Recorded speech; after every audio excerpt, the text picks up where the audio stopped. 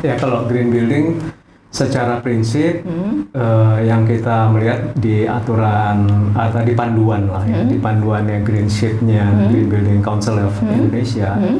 Yang utama itu adalah konservasi energi air dan penghematan listrik. Ya. Jadi dua, energi sama water.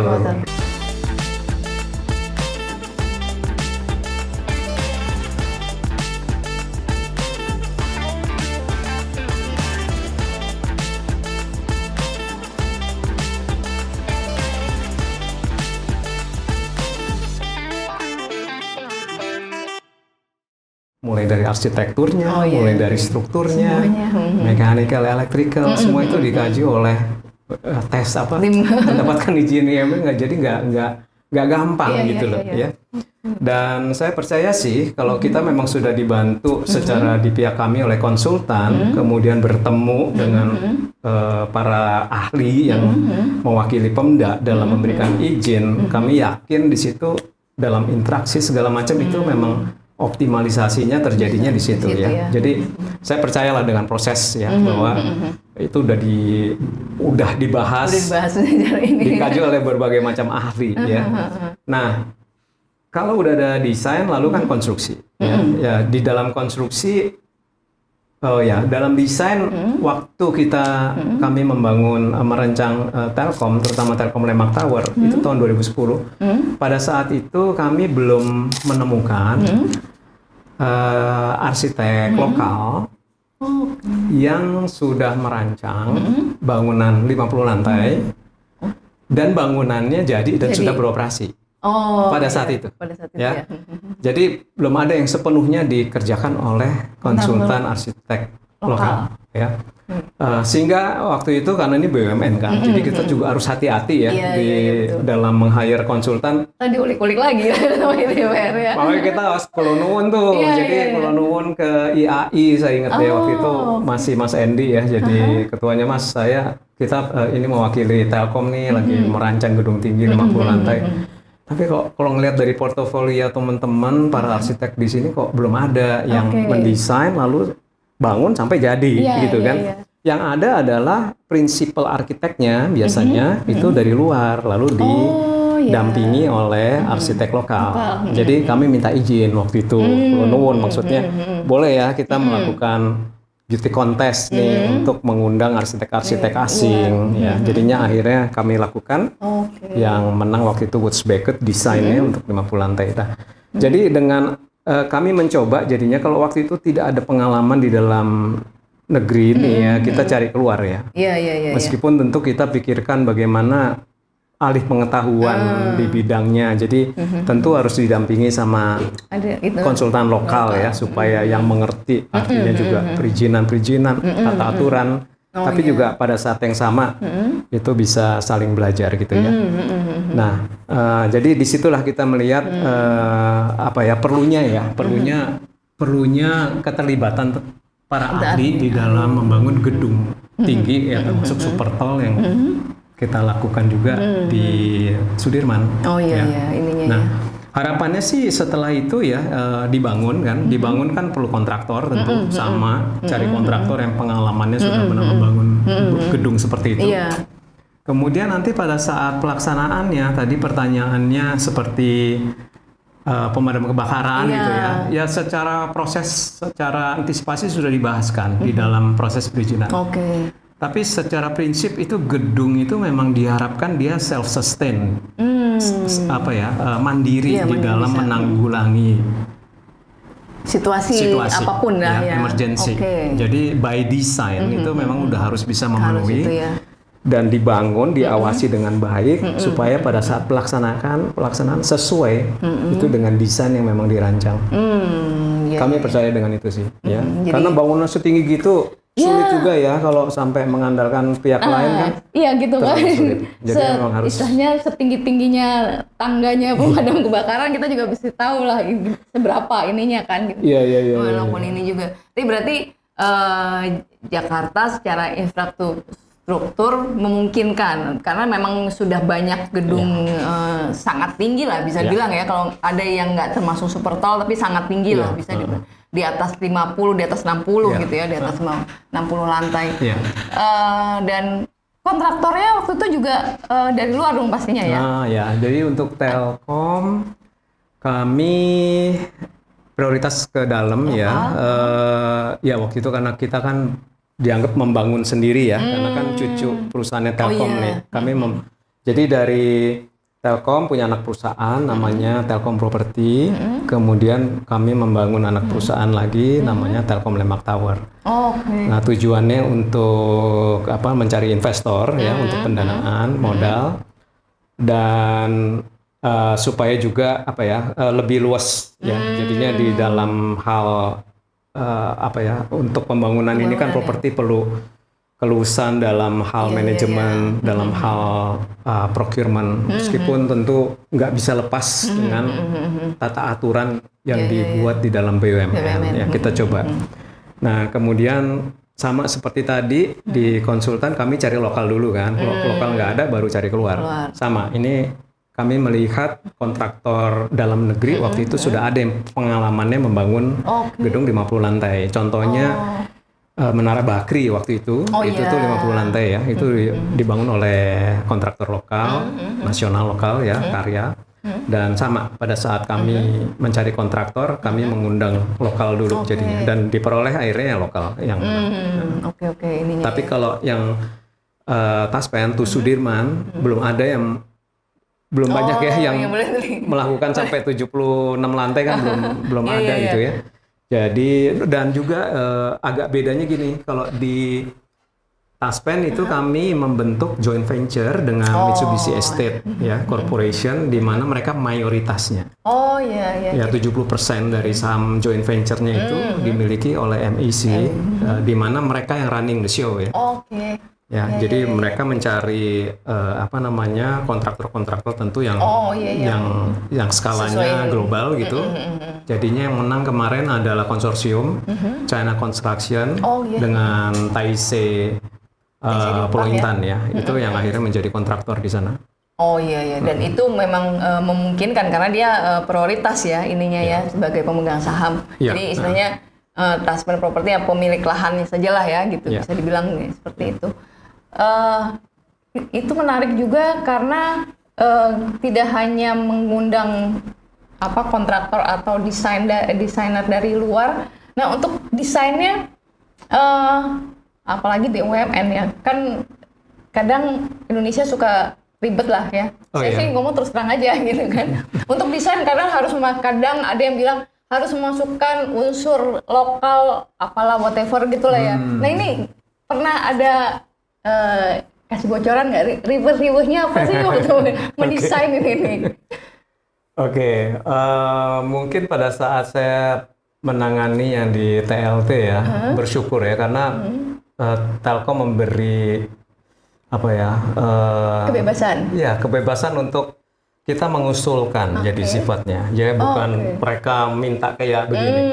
Ada guide-nya tentu ya. Jadi kan desain intentnya ada dari Telkom, yaitu ingin membangun tadi headquarter yang kita sebutnya office campus ya. Jadi kampus kantor karena untuk mengakomodasikan banyak perusahaan di dalam satu tempat ya. Jadi berikut tentu fasilitas-fasilitasnya. Nah yang kedua arahannya adalah membangun iconic building ya untuk Telkom. Jadi di situ kami melakukan kajian-kajian juga apa itu iconic building, syarat-syaratnya apa untuk menjadi ikon ya, dan seru sih ya, challenging tuh prosesnya ya.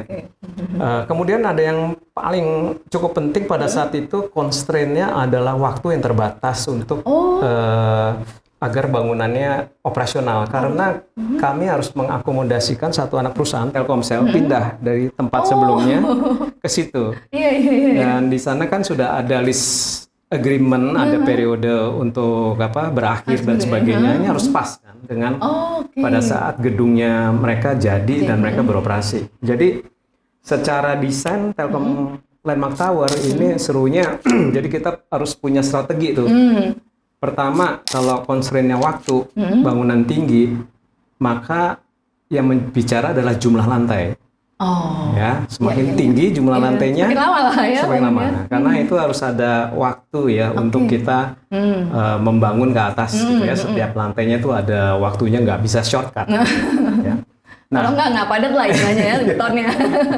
Jadi di situ strateginya adalah untuk si anchor tenant-nya ini, maka kita mendesainnya satu bangunan yang nggak terlalu tinggi tapi gemuk.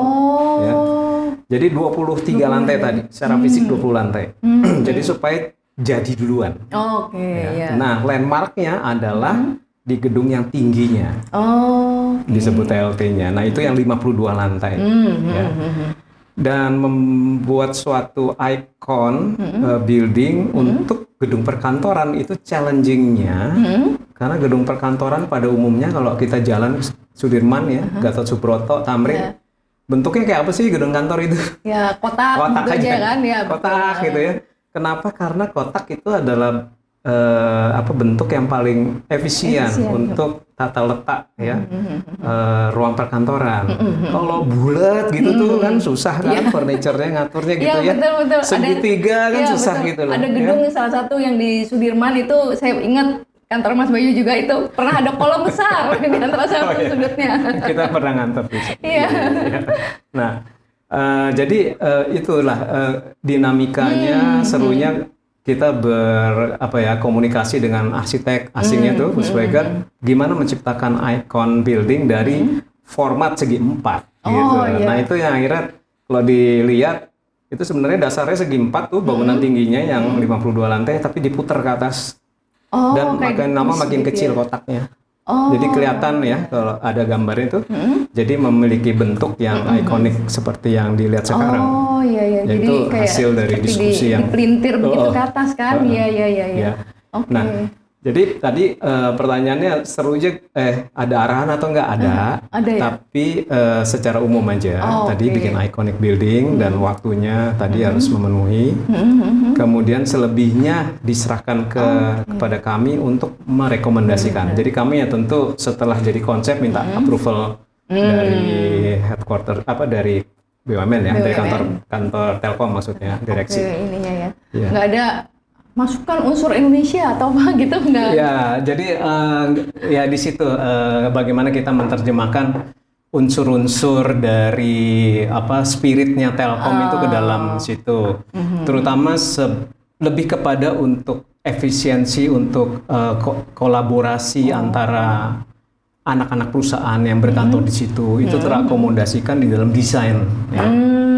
Jadi contohnya ada atrium ya, atrium itu ruangan 2-3 lantai, tapi kita sebutnya sky atrium, nggak hanya di lantai dasar, tapi ada di beberapa lantai lainnya, gitu ya. Itu juga itu juga kekasan. Jadi kalau kita masuk ke sana punya ruangan yang high ceiling ya di tengah-tengah gedung gitu ya. Itu salah satu ini juga breakthrough di situ. Itu istilahnya mungkin apa ya? Mungkin kayak skydeck gitu kali ya atau apa? Ya, sky atrium. Jadi ya sky atrium. Itu paling tinggi di lantai berapa tuh, Mas? Saya lupa nama lantainya, tapi jumlahnya ada 6 ya kalau nggak salah ya, 6 sky atrium di dalam gedung 50 lantai tersebut. Ya. Berarti sekitar mungkin paling tinggi di lantai 40-an sekian gitu ya? Wah, itu jadi kayak ruang bersamanya mungkin ya? Iya, jadi bisa untuk collaboration room. Karena kan kalau digital company arahnya kan ke Google Office, Apple's Office, itu kan suasananya kan kalau zaman sekarang terbuka, nggak sekat-sekat, kolaborasi antar pegawainya itu jadi tinggi, dibuat lebih rekreatif, seperti itu tuh. Jadi interiornya juga didesain kekinian lah ya, disesuaikan dengan tren kebutuhan kantor saat ini gitu juga. Betul. Nah juga menarik untuk Telkom juga karena didesain menggunakan istilahnya teknologi yang canggih juga nih katanya. Betul. Ya selain ini memang kantor telekomunikasi lah istilahnya, apa kecanggihan yang dimasukkan dalam gedung itu? Jadi pada saat gedung itu didesain, Telkom mulai masuk ke digital business. Ya. digital business itu ya termasuk mereka sebagai grup ya, ada anak perusahaan yang menyediakan aplikasi-aplikasi yang disebut smart home, smart office. Nah, Telkom ingin agar ada showcase-nya, ada kayak showroom-nya, ya gedung inilah. Mereka sering jualan ya ke pemilik-pemilik gedung yang lain pada saat itu, tapi belum apply ke gedung sendiri. Jadi dengan adanya gedung baru, maka itu dijadikan contoh sekalian. Nah, di situ jadi dengan adanya aplikasi tersebut itu, ya ada juga gedung itu sendiri punya control room yang juga menggunakan aplikasi yang sama. Jadi bisa, misalnya gampangnya bisa menggunakan internet untuk mengontrol lah gitu. Iya. Jadi bisa remotely untuk kita bisa mengawasi gitu gedung tersebut. Jadi apapun yang alat-alat yang bisa IP ready istilahnya yang attach ke dalam jaringan backbone-nya yang di dalam gedung itu tuh bisa connect ke internet dan bisa diakses dari luar. Jadi itu salah satu waktu itu ya aplikasi pertama lah dari gedung sendiri dari yang gitu dimiliki ya. Telkom. Itu baru pertama di Indonesia tuh ya? Iya, waktu itu masih gencar. Ada beberapa mungkin gedung lain udah mulai pakai, tapi bukan dengan skala yang besar gitu ya. Kalau ini dalam skala benar-benar satu gedung. Jadi tenan-tenannya juga pakai gitu. Iya. Mungkin apa istilahnya kalau sekarang IoT itu ya, IoT dalam bentuk gedung besar, bukan lagi ting yang kecil gitu ya. Itu jadi kecanggihan yang ada saat ini mungkin baru satu-satunya kali ya Mas ya? Iya, tapi saya rasa sih setelah itu rasanya gedung-gedung juga sudah mulai menggunakan karena memang trennya itu ke arah sana ya. Karena 2015 ya jadinya ya? 2016 ya. 2016 beroperasinya ya ininya, dan akhirnya 2015 ya, terus tahun berapa itu mendapat award banyak sekali dari internasional juga akhirnya. Termasuk juga salah satu gedung hijau di Indonesia nih bisa bilang ya ini yang sangat sedikit sekali nih ini. Nah kalau itu tadi yang gedung Telkom yang memang harus memang berteknologi sangat tinggi. Sementara kalau yang tuh Sudirman apa nih keunikannya? Ya pertama secara lokasi itu berbeda ya.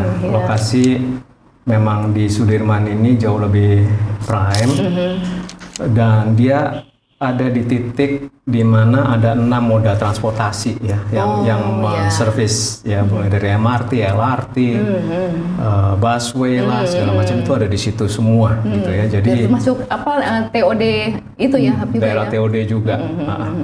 Jadi kita ingin memanfaatkan itu semaksimum mungkin sehingga kalau dari nilai ya,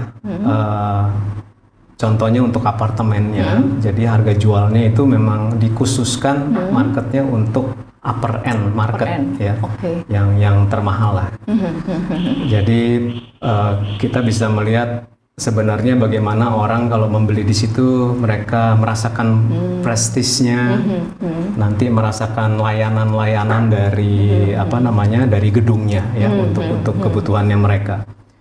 Dan ya secara bentuk kalau kita lihat itu sangat ikonik ya. Jadi memang belum ada gaya seperti itu di Indonesia. Ininya ya. Jadi contohnya untuk gedungnya mixed use itu tuh di lantai atasnya itu tuh itu ada unit. Jadi ada kolam renangnya gitu ya. Jadi dibuat di atas ininya. Sama yang untuk apartemennya juga begitu. Jadi kalau nggak salah ada ruang-ruang terasering gitu ya. Betul. Ruang-ruang terbukanya di tengah-tengah itu ya gitu. Dan gedung ini memang didesain oleh NPBJ dari New York itu. Jadi untuk meningkatkan rasa, kan itu didesainnya pada saat COVID ya. Jadi pada saat itu tuh kita mencari beauty contest investor, challenge-nya itu adalah masa COVID waktu itu. Jadi nggak bisa kemana-mana, nggak bisa ketemu. Jadi tahun 2020 gitu loh ya. Jadi kita mencari investor, wah luar biasa. Tapi ya kami senang karena partisipannya cukup banyak gitu yang berminat ya. Jadinya bersyukur sekali dan akhirnya bisa mendapatkan yang terbaiknya itu dari Jepang ini. Sehingga dan desainnya kami waktu itu udah muncul secara konsep. Ya, jadi itu yang juga membuat kita tertarik. Wah, ini luar biasa, desainnya unik ya, dan memanusiakan orang banget. Dimana pada saat itu kebutuhan untuk fresh air di manapun termasuk di ketinggian itu diperlukan juga ternyata oleh orang-orang ya. Setelah sakit baru kita rasain bahwa tinggi itu ternyata perlu juga yang namanya udara terbuka gitu di ketinggian. Jadi itu diakomodasikan di dalam desain ini juga. Oh iya, makanya banyak istilahnya ya itu tadi kayak atrium terbuka ya. Ya, itu contohnya. Kemudian apalagi ya, kalau secara desain yang artistik, kita bisa lihat memang artistik sekali. Saya waktu melihat desainnya aja bingung nih. Biasanya kalau orang Jepang itu bikin gedung kan sangat simpel. Iya. Contohnya di Tokyo gitu kan gedungnya simpel-simpel semua. Tapi ini come up with the idea yang bisa dynamic begitu ya. Gitu. Jadi menarik juga jadi dia langsung. Gitu. Istilahnya jadi sudah tertarik dengan konsep pertama langsung ya ininya ya. Oke, ininya. Gitu. Dan ya ini didaftarkan untuk jadi bangunan hijau sama seperti Telkom Landmark Tower juga. Bahkan di dalam proposalnya itu ada sertifikat namanya WELL. Ya, WELL itu kesehatan. Kalau hijau itu kan lebih ke sustainability, lebih ke hemat energi gitu ya. Kalau ini tadi karena dibuatnya memang pada saat COVID dan melihat ke depan orang juga lebih membutuhkan ya, gitu ya lingkungan yang sehat. Jadi taman-taman itu dibawa ke atas gitu contohnya. Oke. Ya jadi taman di atas lah bisa dibilang gitu ya. Jadi orang yang mungkin karena tadi fungsi sebagai apartemen nggak usah lah ke taman yang di bawah, tapi bisa di atas ya. Benar. Untuk kantor juga di tengahnya ada kantor, jadi akses ke open air-nya itu mereka nggak harus turun ke bawah. Tapi bisa di atas. Memang desainnya seperti tiba-tiba ada terlepas gitu kan. Kaca terus tiba-tiba ada yang lepas gitu. Ya menarik juga sih memang ininya. Menarik. Wah, itu salah satu yang ini. Nah, kan mendesain memang ini 2 bangunan untuk desain ke arah green building juga ya ininya ya. Ada kalau untuk green building itu ada requirement ini nggak Mas? Jadi emang tadi memang harus maksimal, harus apa, tapi juga disematkan sesuatu. Apa tuh ininya? Ya kalau green building secara prinsip yang kita melihat di aturan atau di panduan lah ya, di panduannya Green Shift-nya Green Building Council of Indonesia. Yang utama itu adalah konservasi energi air dan penghematan listrik. Ya. Jadi 2 energi sama water conservation. Nah itu 2 itu yang menjadi dominan di dalam scoring untuk mendapatkan suatu Green Shift Certificate. Semakin tinggi seperti platinum, ya semakin ketat lagi. Sirkulasi udara itu juga jadi bagian yang penting karena selain mengkonsumsi energi termasuk yang terbesar di gedung tinggi itu di AC, sistem AC, tapi juga bagaimana fresh air itu harus masuk ke dalam sistem. Nah, ini kami ikuti jadinya, jadi sesuai dengan